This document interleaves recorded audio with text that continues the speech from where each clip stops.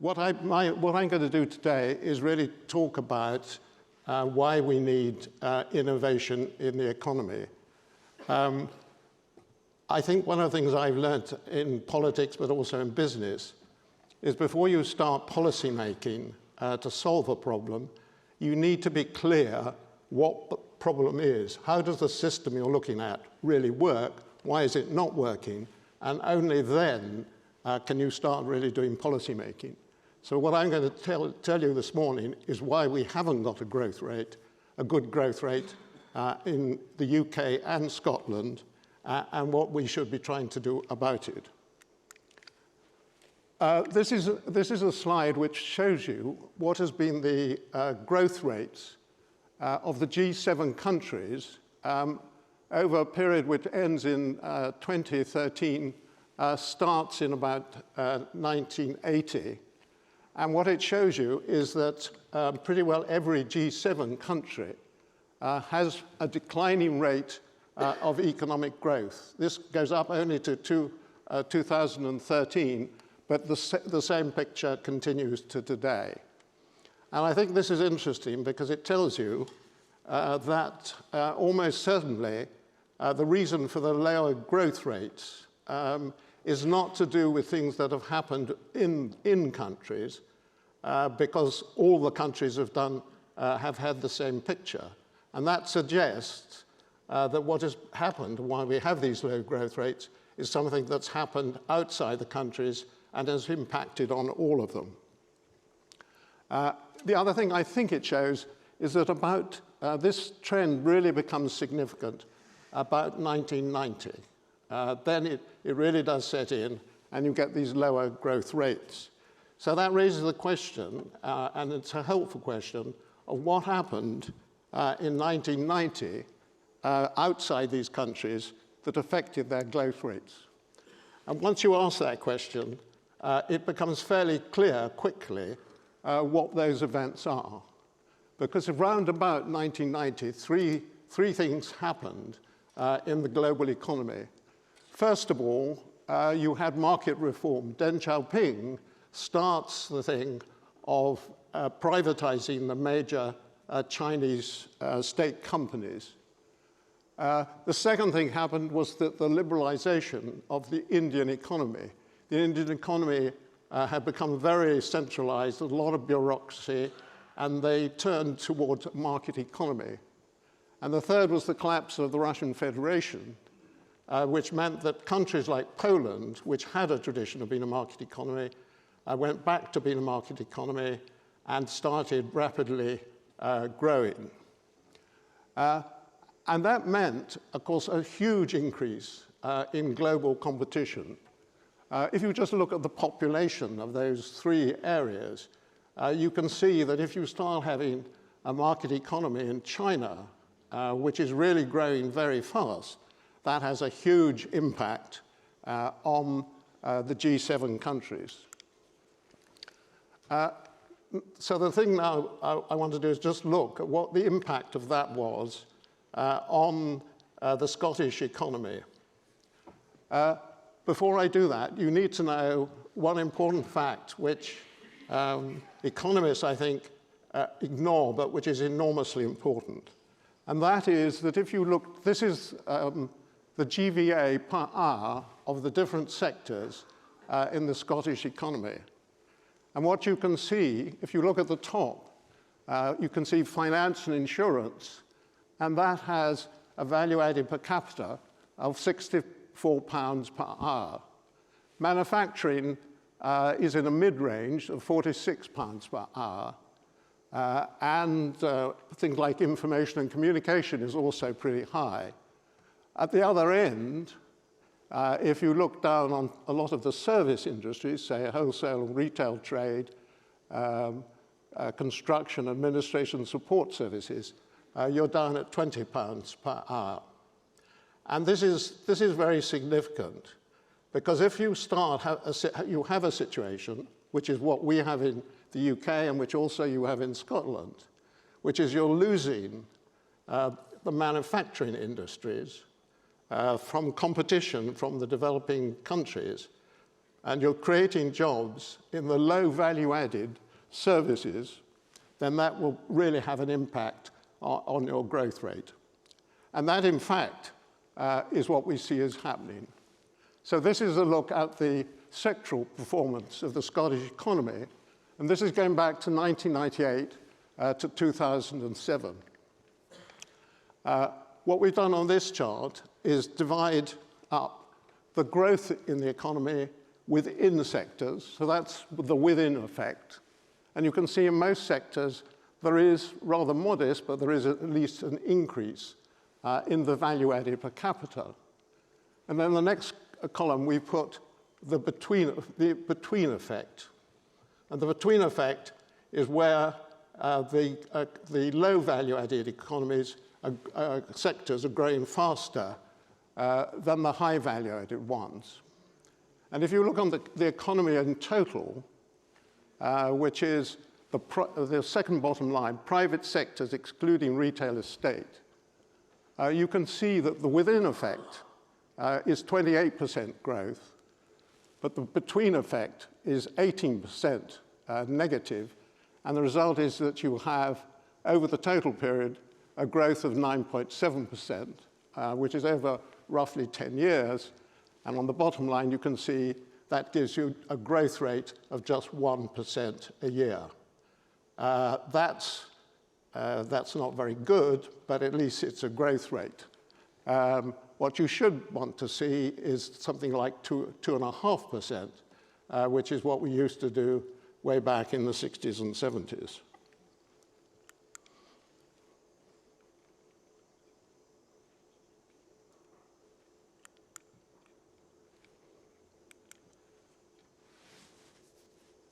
Now look at the sectoral performance of 2010 to 2019. So we've gone to the next decade.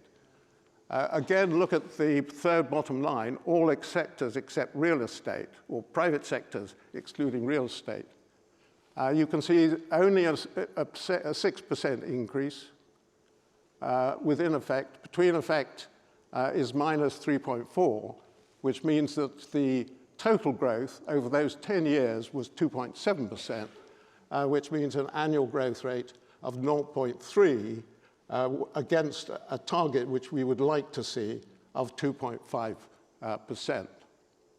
So what this tells you, I think very simply, is that we're losing out in these key economies, in these key sectors, because we're no longer producing the goods and services which can compete in world markets. We're no longer producing those products we used to produce, which we could sell at premium prices around the world. And that's meaning that we've got a slow rate of economic growth, and that's why we have to try and increase our rate of innovation. Now, all that's fairly abstract. Let me suggest, if you want to really understand what this means, that you look at your own house, you look at your study, your garage, and look at the products that you have in your house.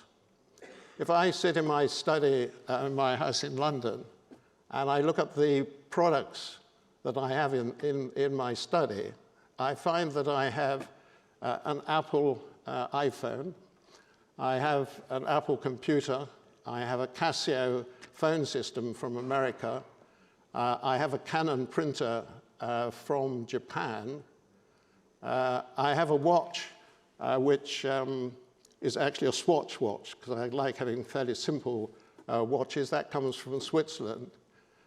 Pretty well all the clothes they have lovely brand names on, but almost all of them come from Bangladesh.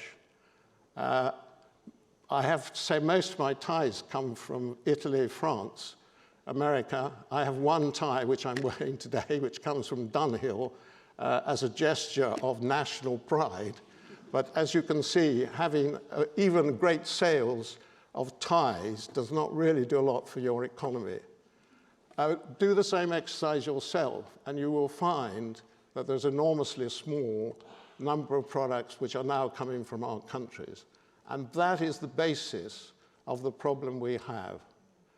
This is a story about not having innovative, attractive products which we can sell around the world, which we used to have in the Industrial Revolution, where we were selling cotton goods, we were selling ships, we were selling a whole range of products, leading projects in the world, and that was the basis of our fortune.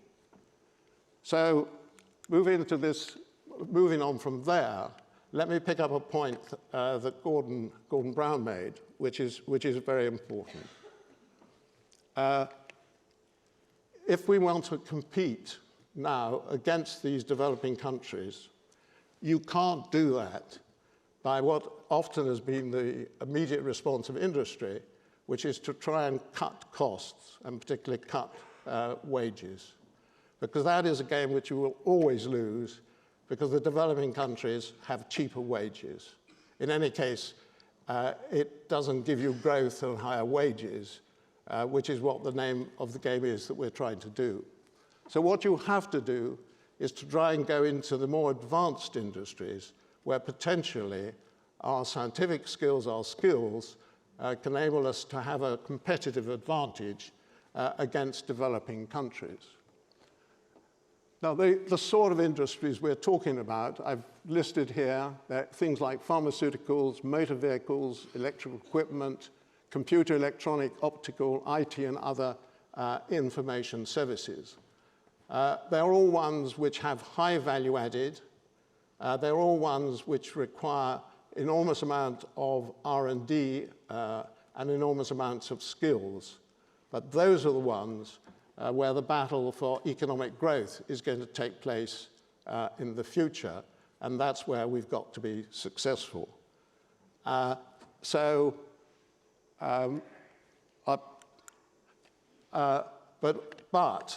there is a but here.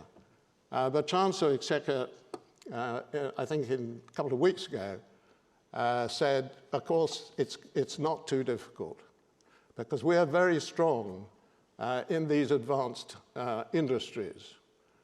We've got the finance. All we have to do now is move forward in these industries. Unfortunately, what he was saying is not correct. Because, you can show this on what is called the Hamilton Index. There's a brilliant organization in Washington, in America, which has looked at this question of what is the position of different countries in advanced industries. And they took that list of advanced industries that I've just mentioned, and they first of all asked what percentage of the world economy those industries have. And you can see right at the top, in the third column, 8% of the world economy is taken up by those industries. And then they produce what they call the Hamilton Index, which looks at what percentage each country has of those advanced industries. They call it Hamilton Index after Alexander Hamilton, who you may know was not only the hero of a brilliant musical, but also was the Secretary of the Treasury in the early days of America, and was a person enormously keen on industrial strategy, and very successfully. And you can see on this list what each country has in this share of the advanced industries in their economies. And you can see here the world, these advanced industries have 8% of the world economy. Extraordinary, Taiwan has 18% of its economy in these. Korea has 14, Germany has 13. United States, interestingly, has only 7%, and we have 6%. So we're less, these advanced industries are less in our economy than the average. The only good thing about this chart is we're just still ahead of France, and that at least is something. But other than that, it shows you the scale of what we have to do. So a final chart, just to sum up what I've said. We have a poor rate of innovation. We're not producing the products and services which we can sell at premium prices in world markets. What does the government have to do? what we need to do is target support, R&D, skills investment on those advanced sectors if they have realistic plans to increase their size and value added per capita.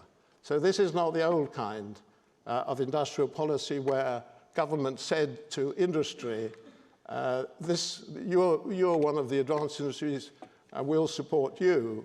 This is a case of government saying to industry, come up with a plan of how you can increase your scale and your value added, and then we'll talk about what support government can give to you.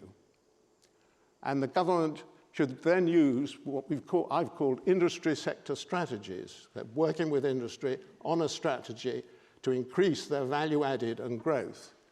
And they should focus, though, on these advanced industries, medium and high-tech manufacturing, other advanced industries, financial and professional services, and green industries.